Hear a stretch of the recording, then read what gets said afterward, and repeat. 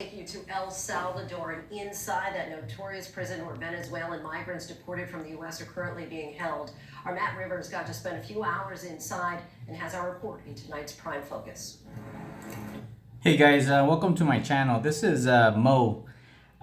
Just wanted to give you guys a heads up. I know this country, and just wanted to give you guys heads up and just say that I do agree with the prison of CECOT.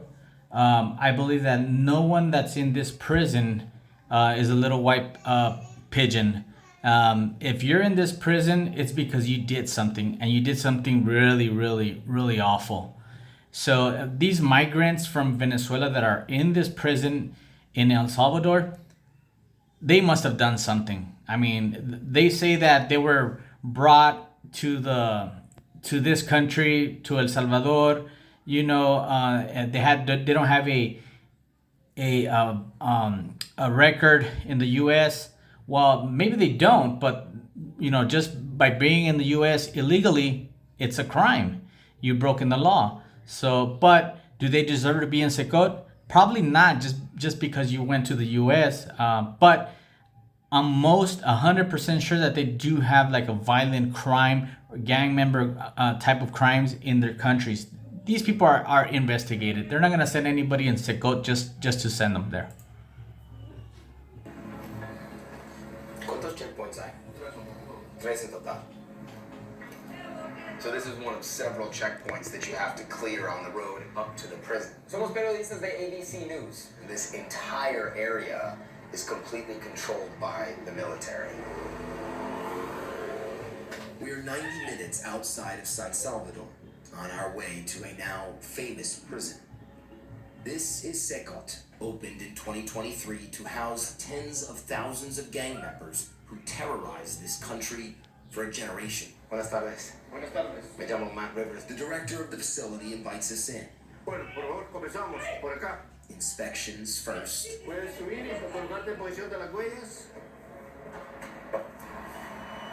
Followed by a tour. Dentro de esta infraestructura contamos Intake facilities, the armory, T-65. a view of the massive walls.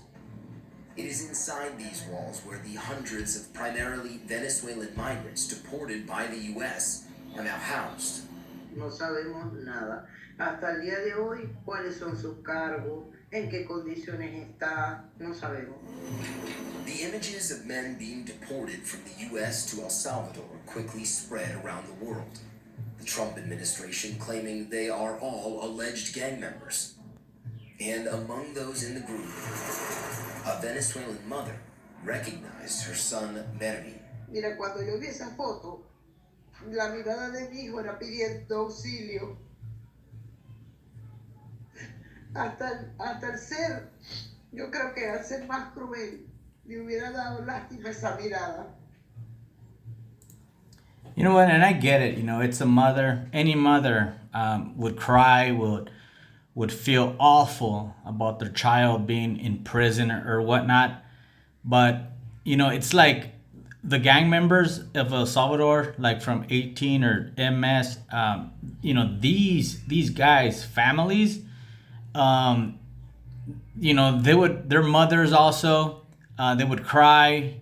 They would even be on the news, and they will always back up their kids, and it's just unbelievable, because, they are hardcore criminals.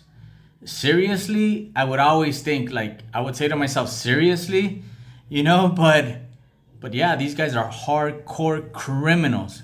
And they deserve this and much more, for all the crime, the killings, the tortures that they've done to the people of El Salvador. So I get it, the mother, but yeah, their kids, they're not white little pigeons. Y me siento atada de manos y pies.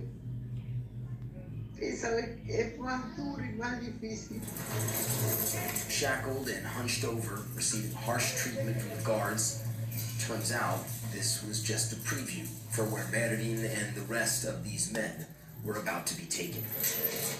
The authorities here in the prison would not let us into the building where those that have been deported from the United States are currently at. But right there, that building behind me, they're inside there.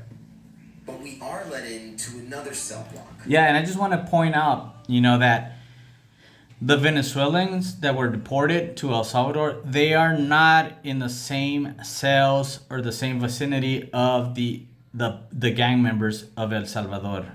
So they are in a different place, but they get the same treatment.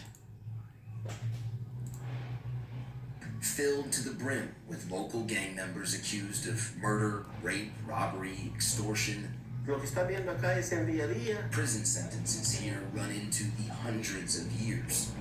Thousands have been arrested recently, part of a controversial yet successful campaign by El Salvador's president Nayib Bukele to reduce crime. Part of that is this, the ultimate deterrent. The director says they are fed regularly, given routine medical checks. 30 minutes of PT per day, Bible study, but there are also at least 80 men to a cell, just 2 toilets in each. Shaved heads. Yeah, and keep in mind, these guys, they do not go outside. They don't see daylight. And good. There's a lot of people, hundreds of thousands of people that are not seeing daylight right now because they raped, tortured, killed so many people. No mattresses, no books, no letters, no pictures, no visits, no contact with the outside world.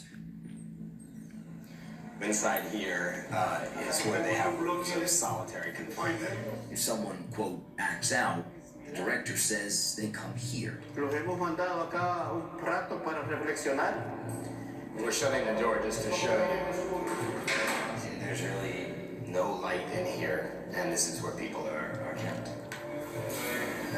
Prison guards then lead out this man who admits, under intense stares from prison guards, to being a sicario, a killer, for notorious gang MS-13. Él es acusado de homicidio. ¿Y es la verdad? Sí. Explícame lo que hiciste. Matar. Algo que como todo pandillero el MS tiene que hacer. Para ser miembro de la pandilla tienes que matar. Soy pandillero. Es difícil vivir acá. Claro que sí. Es diferente al pasado. El pasado era diferente. ¿Cómo? En el pasado la pandilla tenía el control de los penales y en las calles. That's true. Before this prison, before this government, President Bukele, before he came to government, the gangs had control of the prisons. They would have TVs, PlayStations. They would even bring prostitutes, and they would have parties, and it would come out in the news. It was insane. I mean, it was really insane. And what this guy is saying is the truth. He is telling the truth here. Ahora con este nuevo gobierno no viene jugando.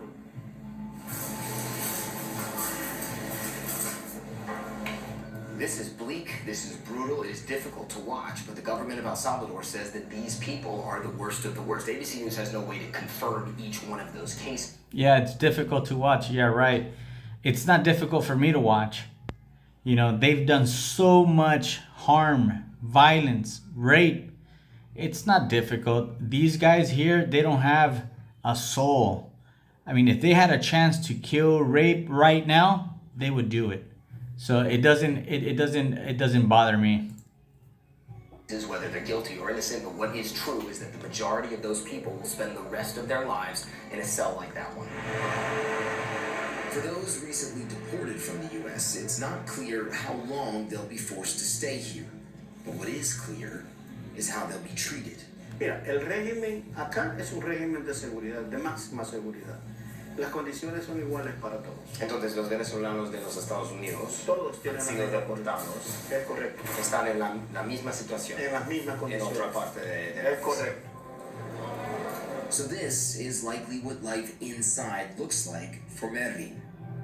We asked the Department of Homeland Security about his case, but have yet to hear back. ABC News has no way to verify if he is in fact a gang member or is wrongfully detained.